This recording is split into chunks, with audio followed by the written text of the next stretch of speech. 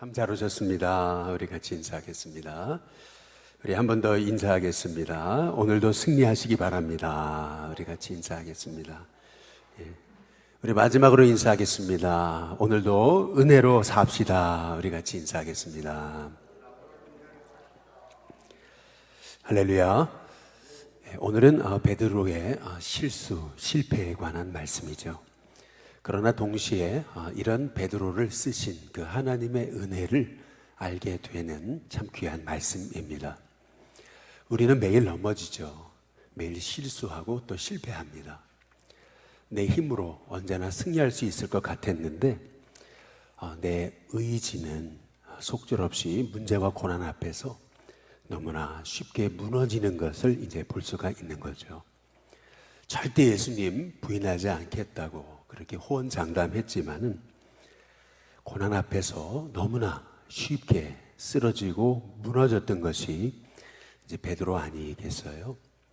우리도 나중에 성공하면은 내 물질을 들여서 주님께 헌신하겠다고 그렇게 나중에 시간 되면 매일 주님 앞에 나와가지고 믿음으로 살겠다고 나중에 기회가 되면은 열심히 전도 현장에 나와가지고 나도 주님 전하며 살겠다고 우리가 사실은 호언장담할 때가 많잖아요.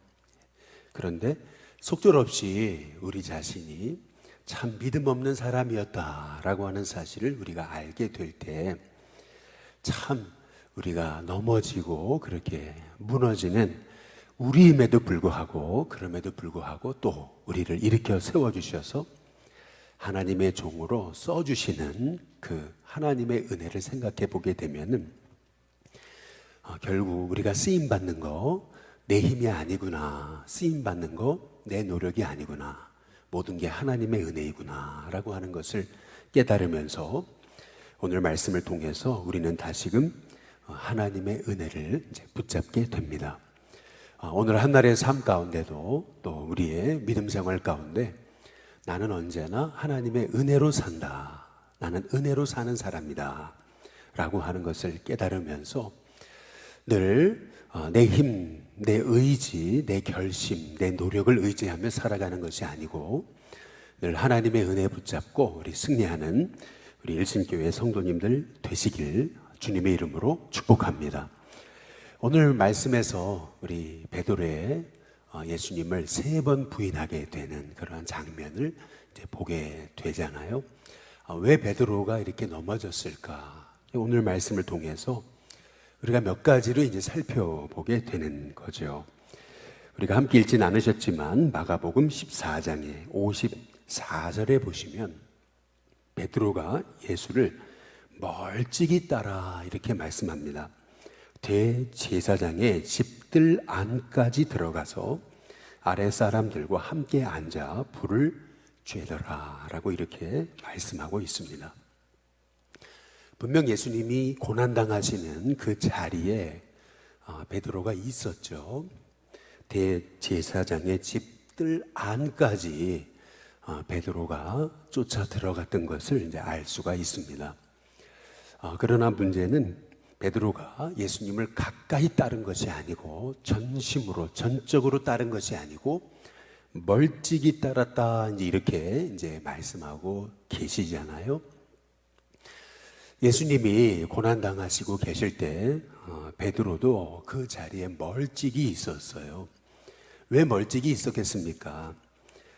예수님이 어떻게 되시는가? 지금 베드로는 마음을 다해서 사모함으로 고난 함께 짊어지고자 예수님을 쫓은 게 아니고요.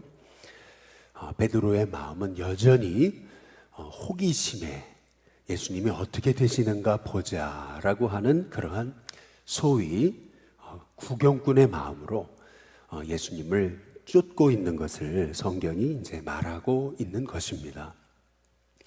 예수님을 전심으로 쫓아야 되는데 자꾸 멀찍이서 예수님을 쫓으니까 그러니까 결국 고난 앞에서 너무나 쉽게 이제 무너지는 우리 자신을 보게 되는 거죠.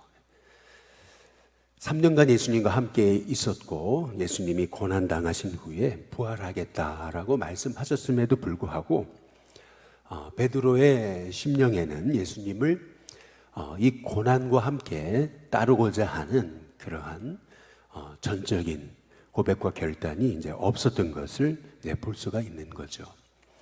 우리도 오랫동안 신앙생활 했지만 예수님의 고난에 이제 동참하는 것은 너무나 힘들고 어려운 것을 우리가 보게 됩니다. 그렇게 오랫동안 믿음 생활했지만은 조금만 시험거리가 오고, 조금만 예수님 때문에 어려움이 오고, 조금만 이렇게 힘든 일이 생겨도 우리는 자꾸 이렇게 그 고난을, 예수님이 당하신 고난을 함께 짊어지고 가기보다는 말이죠, 우리가 그 예수님을 전적으로 쫓으려고 하기보다는 그 고난 없는 그런 믿음 생활을 하고 싶은 마음이 이제 우리가 이제 아니겠어요? 저도 그래요. 때로는 이렇게 목회하면서 어려움이 오면은 저 자신도 그냥 금방 마음이 베드로처럼 이렇게 무너지는 것을 이제 볼 수가 이제 있는 겁니다. 우리가 믿음 생활하고 주님의 고난, 십자가 함께 짊어지고 가겠다고 하면서도 작은 어려움 앞에서 얼마나 사소한 것에 무너지는 것이 이제 우리이냐는 거죠. 실은 이 베드로의 실패는 우리의 실패이고요, 베드로의 이 실수는 우리의 실수라고 하는 것입니다. 오늘 여기 두 번째로 베드로가 여기 66절에 베드로는 아랫뜰에 있더니 대제사장의 여종 한호가 와서 그렇게 말하죠. 베드로가 불 쬐고 있는 것을 보고 주목하여 이르되 너도 나사렛 예수와 함께 있었도다, 이렇게 말하죠. 그랬더니 68절에 베드로가 부인하여 말합니다. 나는 내가 말하는 것이 무엇인지 알지도 못하고 깨닫지도 못하겠노라, 그러면서 이제 그 안뜰에서 나와가지고 바깥들 앞들로 이제 나오는 것을 이제 볼 수가 있습니다.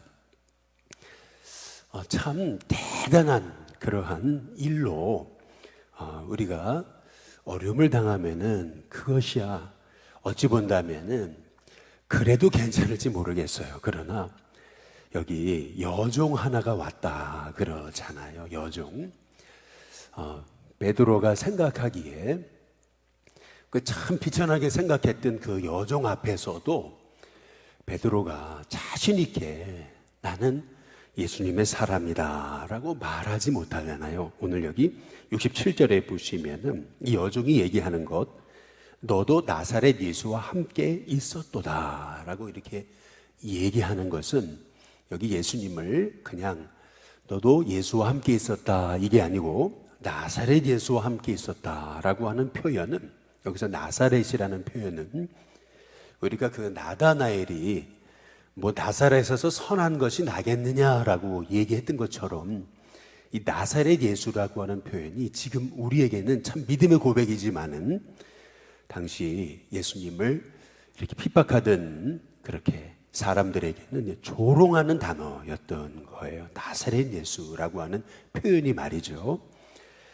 베드로는 예수님이 자기에게 생명이 되지 못한 거죠. 전부가 되지 못한 거예요. 그러니까 문제 앞에서 자신 있게 내가 예수님의 사람이다 이렇게 드러내지 못하고 나는 예수님 믿는 사람이다 라고 그렇게 고백하지 못하고 너무나 이 여종 하나 앞에서도 나는 예수 믿는 사람이다 라고 자신 있게 얘기를 못하고 있는 것을 이제 볼 수가 이제 있죠. 예수님과 함께 예수님이 당하시는 고난, 예수님이 당하시는 조롱, 나도 함께 당하고자 하는 그런 믿음의 고백과 결단이 이제 베드로에게 이제 없었던 거예요. 나사렛 예수라고 하는 이 표현이 아주 조롱이 섞인 그러한 이제 단어라고 이제 말씀을 드렸죠. 너도 나사렛 예수와 함께 있었다라고 말하는 이 말에 이제 베드로가 그렇다라고 한마디만 했으면 될 것을 아니다. 나는 네가 뭘 말하는지도 모르겠고 또 네가 말하는 걸 깨닫지도 못하겠다라고 이렇게 이제 강하게 이제 부인하잖아요. 이제 그 이유는 베드로에게 있어서 예수님은 생명이 되지 못했던 거죠. 단지 예수님을 따랐던 목적이 예수님이 병 고치시고 죽은 자를 살리시고 그리고 수많은 사람이 예수님께 환호하고 쫓으니까, 그러니까 자기도 좀 잘 돼 보려고 말이에요. 쉽게 말하면 성공하려고. 예수님의 그 오른편에 있게 되면은 엄청난 그러한 소위 대단한 명예가 주어질까로 생각해가지고 뭐 예수님 따라가면 뭔가 이득 볼 줄 알고 이제 베드로가 쫓아뜨는 거죠. 설마 혹시나 해가지고 말이에요. 예수님 고난당하시는 자리에 멀찍이 쫓아가가지고 어떻게 되시나 여전히 너무나 궁금한 거잖아요. 도대체 예수님 어떻게 되시나 호기심으로 궁금함으로 끝까지 거기에 같이 있었는데, 결국에는 여종 하나가 너도 나사렛 예수와 함께 있었다 이제 그렇게 얘기하니까 그 여종 앞에서조차도 내가 예수 믿는 사람이다 라고 자신 있게 자기를 드러내고 고백하지 못하는 것을 이제 볼 수가 있죠. 다시 말하면 아직까지도 베드로는 예수님이 자신에게 있어서 구원의 주님이시고 생명의 주님이 아니셨다라고 하는 것입니다. 더 정확히 말하면 예수님을 이렇게 3년간 함께 쫓았지만은, 그러나 어찌 보면은요, 베드로는요, 진짜 거듭남을 체험하지 못했던 성령의 은혜가 무엇인지, 정말 구원의 은혜가 무엇인지 알지 못했던 사람이라는 것을 이제 알 수가 이제 있습니다. 우리도 믿음 생활 오래 해도 정말 예수님이 나의 구주와 주님 전부가 되시지 않을 때 참 사소한 일 앞에서도 예수님을 드러내지 못하는, 어린아이 앞에서조차도 예수님을 자랑하고 증거하지 못하는, 나타내지 못하는 그러한 실수와 실패에 넘어질 수 있다라고 하는 사실을 이제 오늘 말씀을 통해서 이제 알 수가 있습니다. 저와 여러분에게 예수님이 생명이 되시는 은혜가 있게 되기를 주님의 이름으로 축복합니다. 구원의 은혜가 여러분의 가슴 앞에 정말 절절히 흐르는 은혜가 있게 되시기를 주님의 이름으로 축복합니다. 예수님을 따르는 것이 어떤 세상의 성공이나 어떤 다른 인간적인 목적이 아니라 예수님을 따르는 것이 진정 나의 구원의 주님의 구원하신 은혜에 감사해서 감격과 기쁨으로 내 생명과 맞바꾼다 해도 내 주님을 바꿀 수 없습니다. 이제 그 믿음의 진정한 고백을 가지고 예수님을 쫓을 수 있는 진짜 예수님의 사람 될 수 있게 되기를 주님의 이름으로 축복합니다. 결국에는 예수님이 내 생명과 내 구주와 주님이 되시지 못하니까요, 결국에 자존심은 너무나 세요. 그러나 자존감은 너무나 낮아 버리는 겁니다. 오늘 여기 말씀에 보면은 베드로가 또 한 번 이제 부인하죠. 67, 69절에 여종이 그를 보고 곁에 서 있는 자들에게 다시 말합니다. 이 사람은 그 도당이라. 그 예수님을 따르는 그 도당이다 라고 이렇게 말합니다. 그랬더니 70절에 또 부인하죠. 그리고 나서 조금 후에 곁에 서 있는 사람들이 다시 베드로에게 말하죠. 너도 갈릴리 사람이니 참으로 그 도당이니라. 이제 그러니까 71절에 그러나 베드로가 저주하고 맹세하면서 나는 너희가 말하는 이 사람을 알지 못한다. 이제 이렇게 말씀합니다. 여기서 중요한 말씀이 뭐냐면은 70절에 보면 이렇게 말하죠. 너도 갈릴리 사람이니 라고 이렇게 말해요. 베드로가 나는 모르는 일이다. 나는 네가 말하는 게 뭔지도 알지 못하겠다. 베드로가 부인하잖아요. 그런데 베드로의 말투를 보면은 말투 안에 갈릴리 사투리가 섞여 있잖아요. 벌써 뭐 우리도 경상도 분인지 뭐 전라도 분인지 강원도 분인지 충청도 분인지 이렇게 말씀하시는 걸 딱 들어보면은 그의 말투에서 어디 사람이다라고 딱 감이 오잖아요. 마찬가지로 베드로가 지금 갈릴리 그 어투를, 방언을 가진, 사투리를 가진 섞인 말로 자기가 나는 예수님의 사람이 아니다라고 부인을 하니까 사람들이 알아보고 그렇게 얘기하는 겁니다. 너도 갈릴리 사람이구나. 이제 이렇게 얘기하는 거죠. 참으로 그 예수님의 도당 맞다. 이제 이렇게 얘기하는 겁니다. 벌써 다 아는데 사람들이 베드로가 지금 갈릴리 사람인 거 아는데 아니라고 지금 얘기하고 있잖아요. 실은요, 여기 갈릴리 사람이다라고 하는 표현은요, 이것도 굉장히 자존심이 상하는 말이에요. 우리도 이제 그러잖아요. 촌 출신이라고 가끔 어떤 우리가 뭘 비하할 때, 어떤 사람 비하할 때, 지방 출신이라고 하는 이런 그런 비하할 때 쓰는 말들이 있잖아요. 섬 출신이라고. 이렇게 그런 얘기를 이제 우리도 할 때가 있잖아요. 마찬가지로 예수님 당시에도 갈릴리 사람이라고 하는 얘기는 이제 굉장히 조금 낮춰서 사람을 얘기하는 표현인 거예요. 그런데 신기하죠. 베드로는요, 끝까지 그 사실을 이제 부인합니다. 다 자기 말투에서 다 드러남에도 불구하고 말이죠. 무슨 말이냐면요, 여전히 자기 안에 자존심은 살아 있어요. 자존심이 짓밟고 싶지는 않죠. 그러나 내가 예수님의 사람이다라고 하는 그 자존감은 너무나 낮은 거예요. 지금 베드로가 말이죠. 우리도 그렇잖아요. 내가 하나님의 사람이라고 하는 것이 얼마나 자랑스러운 일입니까? 내가 예수님 믿는다는 것이 얼마나 자랑스러운 일이에요. 예수쟁이지라고 하는 말, 그게 얼마나 참 귀한 말입니까? 너 교회 집사지, 너 권사지, 목사지, 장로지라고 하는 말이 얼마나 귀한 말입니까? 그런데 어떤 누군가가 나에게 너 교회 다니는 거 맞지? 이제 그러면 나도 모르는 사이 아니야 라고 부인하게 되는 거, 그것이 뭐예요? 어떤 나 자신에 대한 자존심은 센데 그런데 자존감이 낮은 거죠. 베드로가 사실 그랬어요. 이 베드로의 모습을 이제 보면서 우리 자신의 이제 모습을 이제 보게 되는 거예요. 구원의 확신도 없죠. 그리고 예수님을 따르면서 생명 바칠 자신감도 없어요. 정말 예수님을 따르는 목적이 잘못됐어요.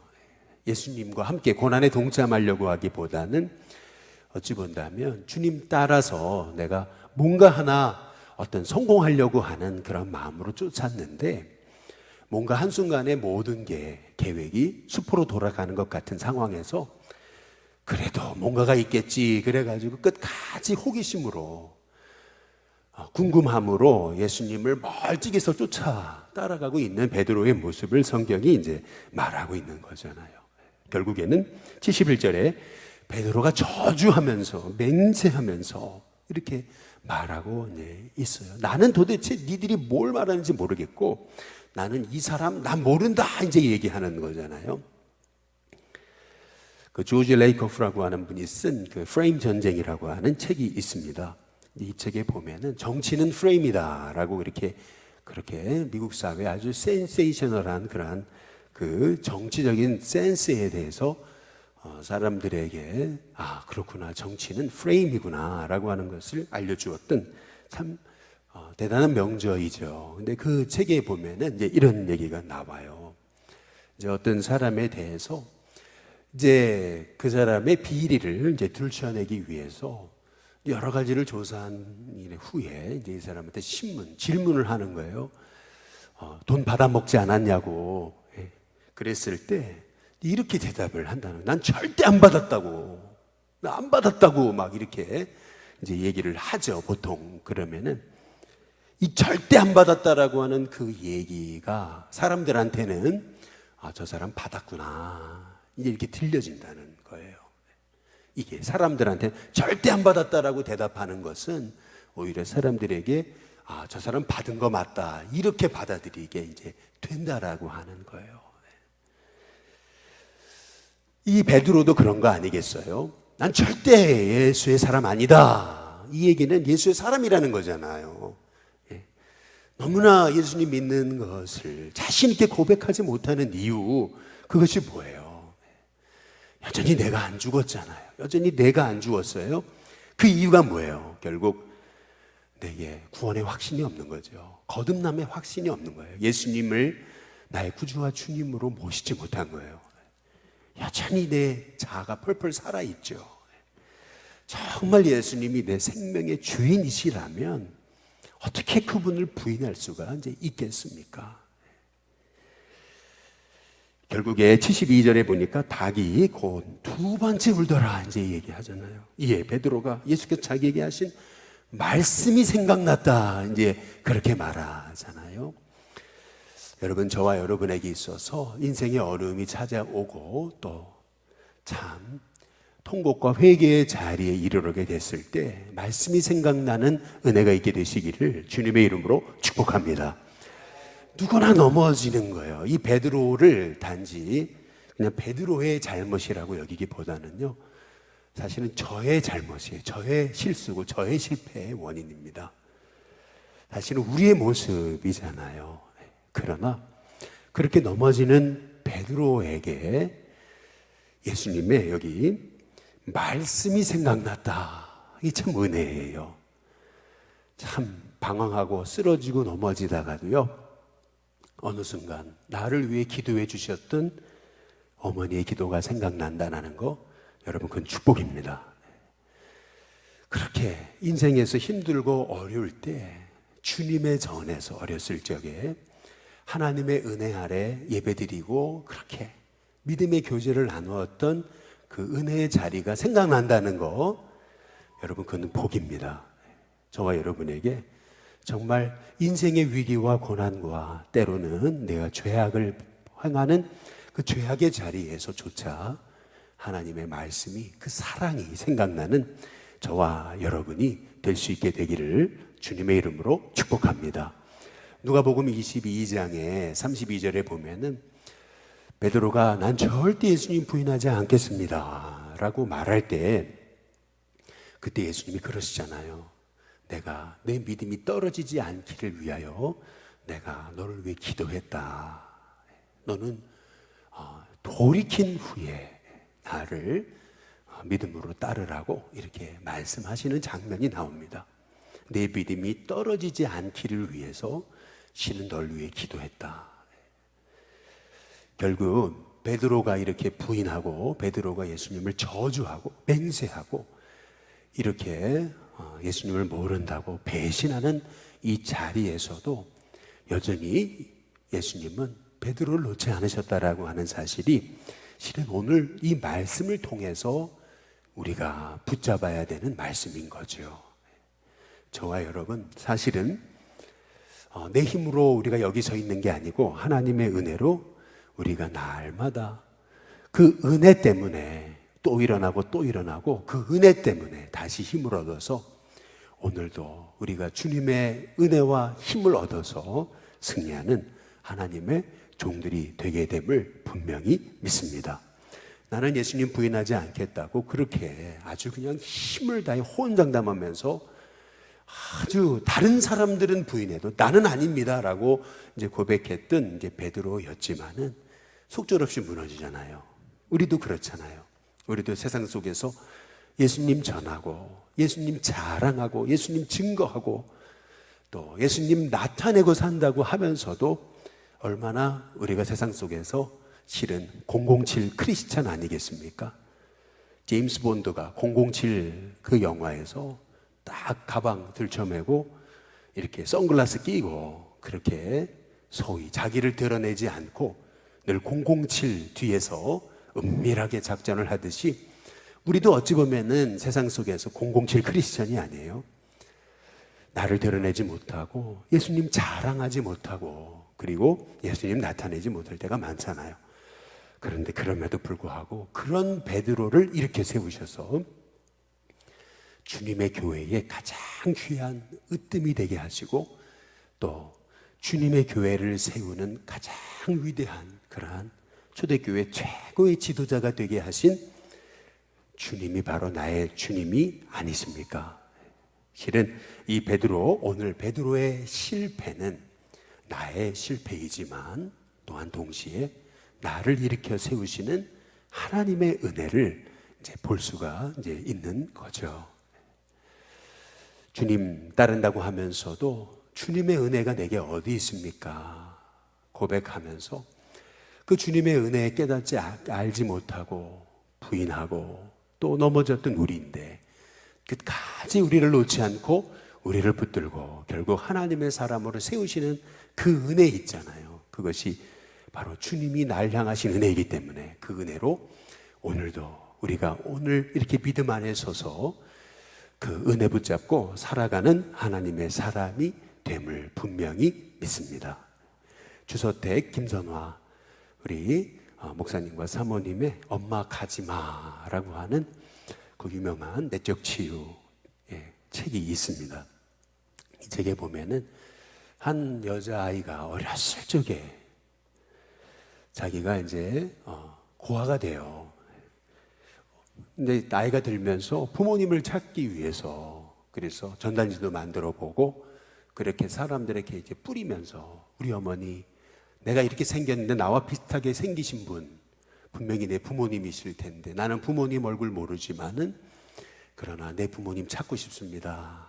그래가지고 나와 닮으신 분이라면 그러면 내 부모님이실 테니까 나와 닮으신 분 혹시 아는 분이 있다면은 그러면 좀 누군가가 좀 얘기해 주세요 하면서 그렇게 열심히 부모님을 찾았어요. 그런데 부모님을 결국 못 찾은 거죠. 오랫동안. 그러다가 아주 정말 우연한 기회에 이제 부모님을 찾게 돼요. 알게 돼요. 그래서 드디어 이제 부모님을 만나러 갑니다.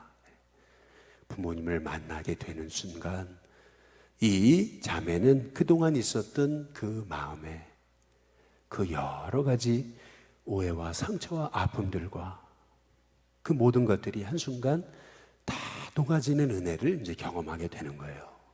왜? 부모님은 날 버리셨을까? 왜 부모님은 이렇게 전단지를 돌리며 찾았는데도 왜 나를 몰라봤을까? 도대체 부모님은 나를 버리신 걸까?